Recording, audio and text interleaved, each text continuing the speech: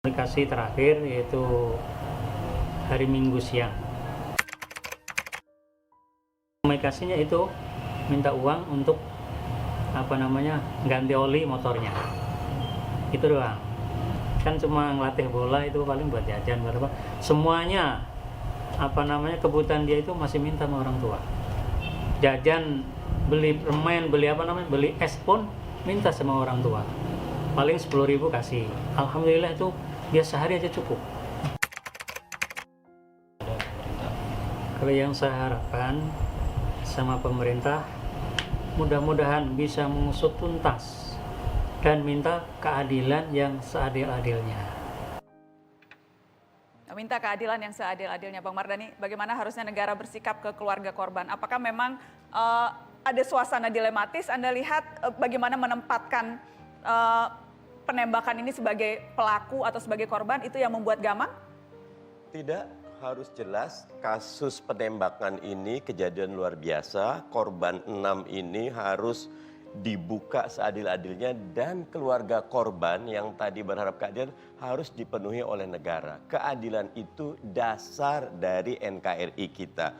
Satu orang pendeta Jeremiah kita meninggal di Papua, bukan cuma Komnas HAM tapi Menko Polkam juga membuat ini 6 orang, karena itu harus ada tindak lanjut. Kami bahkan sudah mulai menggulirkan kalau tidak jelas penyelesaiannya hak angket bisa menjadi salah satu untuk memastikan seluruh proses hukumnya tuntas seadil-adilnya. Oke, saya ingin ke Kompolnas Pak Wahyu. Yang jelas kan publik terbelah nih, seperti tadi Ketua Komnas HAM menceritakan.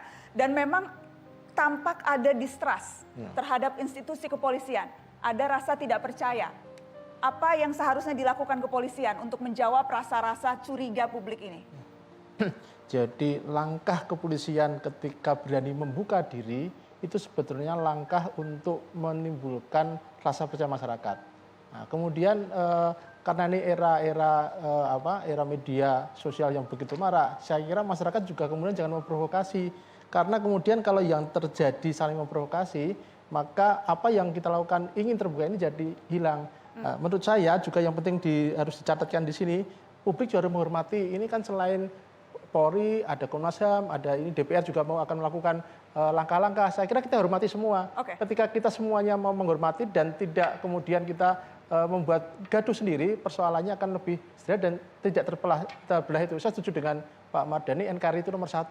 Ketika kita bicara NKRI, maka kita jangan bicara perbedaan itu menjadi masalah. Bagaimana perbedaan itu menyatukan kita. Itu menurut saya. Ya. Dan Pak Anton, Anda mau sampaikan sesuatu singkat saja? Baik, masalah ini Polri mungkin seandainya di kita pun juga di Polri ada kekeliruan, ada salah prosedur, sebaiknya walaupun saya lihat sudah Polri segera membentuk tim internal dari Propam dan ini segera diumumkan. Kenapa? Karena distrust ini berbahaya. Nanti akan bergulir jadi bola salju dan ini akan memecah belah bangsa, demi negara. Karena akan banyak penumpang gelap yang ikut di dalam masalah ini. Dan ini pun juga perlu wadah sehingga nanti tidak semua celometan kemana-mana. Wadah apa nanti kita pikirkan bersama. Sehingga hal ini ada satu kepastian hukum yang jelas. Saya ingin ke Bang Munarban dan nanti saya ingin penutupnya dari Mbak Fathia. Silakan singkat Bang Munarban. Ya, saya kira ini kita harus menghentikan spiral kekerasan ini ya. Spiral kekerasan itu adalah bermula dari ketidakadilan dan kemudian ketidakadilan itu coba untuk diperjuangkan, untuk dihentikan, tetapi kemudian mendapat respon kekerasan struktural. Nah, begitupun terhadap yang 6 ini. Yang 6 ini kan sebetulnya korban, kemudian mendapatkan kekerasan fisik dengan terbunuhnya mereka, kemudian setelah mereka terbunuh mereka tidak bisa membela diri.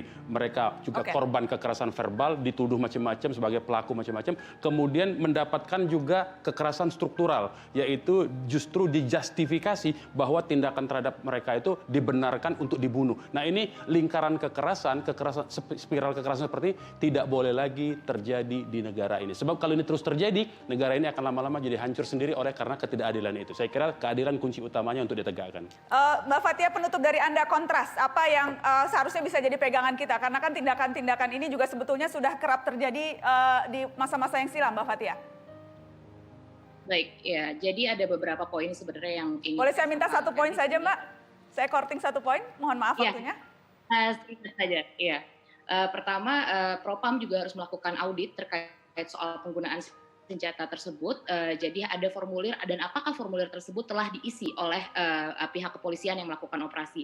Yang kedua, juga Komnas HAM harus diberikan akses secara penuh oleh polisi apabila memang harus ada dibentuknya tim independen, maka Komnas HAM yang harus melakukan investigasi terkait soal penembakan sewenang-wenang ini.